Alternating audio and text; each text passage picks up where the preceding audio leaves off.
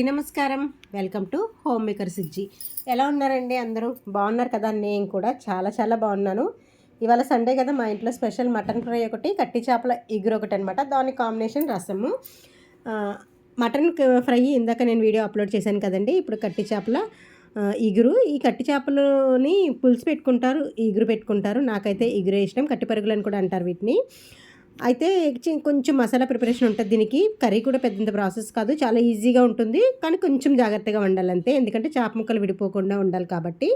దీనికోసం కొంచెం జీలకర్ర, ధనియాలు, దాల్చిన చెక్క, కొద్దిగా లవంగాలు, గసగసాలు, అల్లం, వెల్లుల్లి ఇవి కొంచెం మెత్తగా పేస్ట్ అయిపోయిన తర్వాత అప్పుడు పెద్ద సైజు ఉల్లిపాయలు 2 వేసి పేస్ట్ చేసుకోండి, సరిపోతుంది.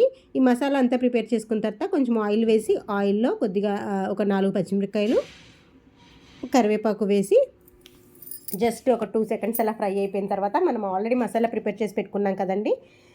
జీలకర్ర, ధనియాలు, దాల్చిన చెక్క, లవంగాలు, గసగసాలు, అల్లం, వెల్లుల్లి ఇవి పేస్ట్ అయిపోయిన తర్వాత అప్పుడు ఆనియన్ వేయండి. మొత్తం కలిపి వేస్తే అవి గ్రైండ్ అవ్వవు కాబట్టి మనం చికెన్కి ఎలా ప్రిపేర్ చేసుకుంటామో మసాలా అలాగే వేస్తాము. కాకపోతే చికెన్కి ఏంటంటే ఆనియన్స్ వేయమన్నమాట. దీనికి ఏంటంటే ఆనియన్స్ కూడా వేసి మనం పేస్ట్ చేసుకుంటాము మసాలాలో. మనకి దీంట్లో ఓన్లీ అవి మాత్రమే పేస్ట్ చేసుకొని ఆనియన్స్ విడిగా ముక్కల్లో కూడా వేసుకోవచ్చు.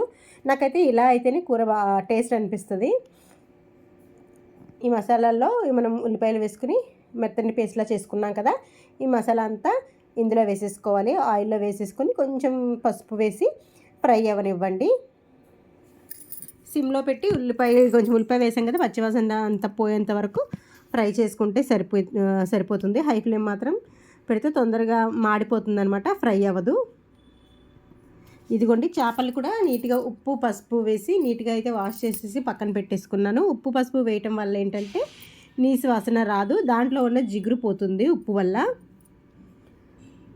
దీనికి తర్వాత కొంచెం ఆనియన్ పేస్ట్ అంతా ఫ్రై అయిపోయిన తర్వాత మసాలా అంతా కూరకి సరిపడా సాల్ట్ వేసేసుకోవాలి. కారం కూడా ఇప్పుడే వేసేసుకోండి. వేసేసుకుని మరి కాసేపు ఫ్రై అవ్వనివ్వండి. ఈ కర్రీ ఎక్కువ ఇటు సైడ్ గోదావరి స్పెషల్ అనమాట. ఇటువైపు ఆంధ్ర వైపు ఎక్కువగా ఈ కట్టి చేపలేంటి, మెత్తళ్ళు ఇటువంటివి ఎక్కువగా వండుతారు.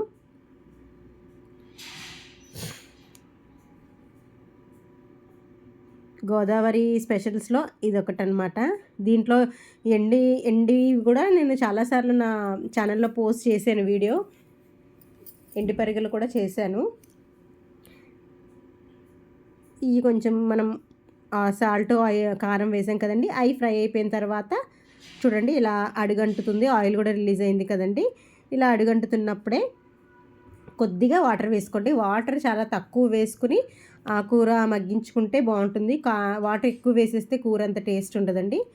మనకి చేప ముక్కలు మునిగే వరకు వేసుకుంటే సరిపోతుంది. దానికన్నా ముందు ఏంటంటే ముందుగానే నేను ఇందులో కట్టిపరగలు ఒక్కొక్కటి విడివిడిగా వేస్తున్నాను. మొత్తం అన్నీ ఒకసారి వేయకుండా ఇలాగా మనం కొంచెం ఈ కూరకు కూడా కొంచెం వెడల్పాటి గిన్నె తీసుకుంటే చేపలు గిన్నె ఇరుకిరుగ్గా లేకుండా ఇలా చేప ముక్కల్ని విడివిడిగా వేసుకోవచ్చు అనమాట. చేపలని ఇలా కట్టిపరగలన్నింటినీ విడివిడిగా వేసుకుని ఒక 5 సెకండ్స్ అలా మూత పెట్టి వదిలేసి అప్పుడు మళ్ళీ వీటిని టర్న్ చేసుకోవాలి. మనం వాటర్ వేసిన తర్వాత అస్సలు గరిటె పెట్టకూడదండి. గరిటె పెట్టకుండానే తిప్పుకుంటా గిన్నెని కదుపుకుంటూ ఉంటే సరిపోతుంది. లేకపోతే చేప ముక్కలు విడిపోతుందన్నమాట.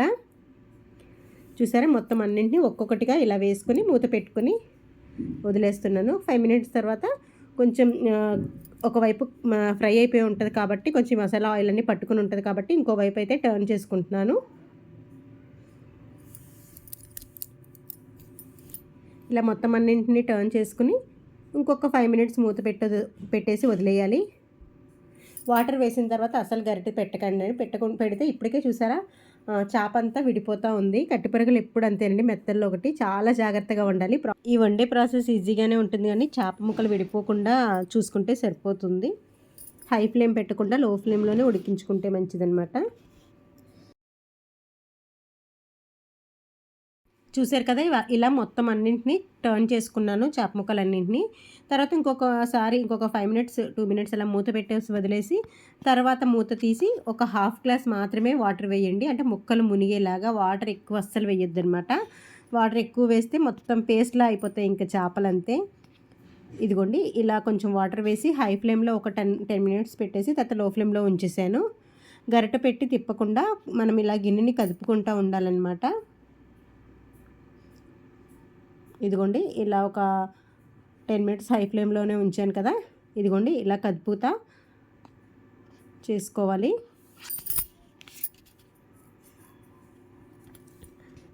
తర్వాత మీడియం ఫ్లేమ్లో ఒక 10 మినిట్స్ అయితే ఉంచుతున్నాను. ఇంకా ఏ మసాలా అవసరం లేదండి, ఇవి వేస్తే చాలు. కూర చాలా అంటే చాలా టేస్ట్ ఉంటుంది.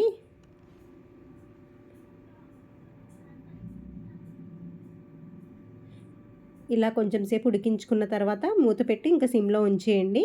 ఆ వాటర్ అంతా దగ్గరికి అయిపోయి కూర దగ్గర పడిపోయిన తర్వాత అప్పుడు కొంచెం కొత్తిమీర వేసుకుని ఇంకొక 10 మినిట్స్ ఉంచితే సరిపోతుందండి.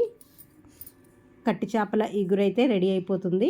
దీని కాంబినేషన్ రసం కానీ లేకపోతే పప్పుచారు కానీ కాంబినేషన్లో తింటే చాలా బాగుంటుంది. మటన్ ఫ్రై చేశాను కదండి, దాంతోపాటు ఈ కట్టి పరుగుల ఇగురు పెట్టి రసం చేశాను. ఇవాళ సండే స్పెషల్ అనమాట మా ఇంట్లో.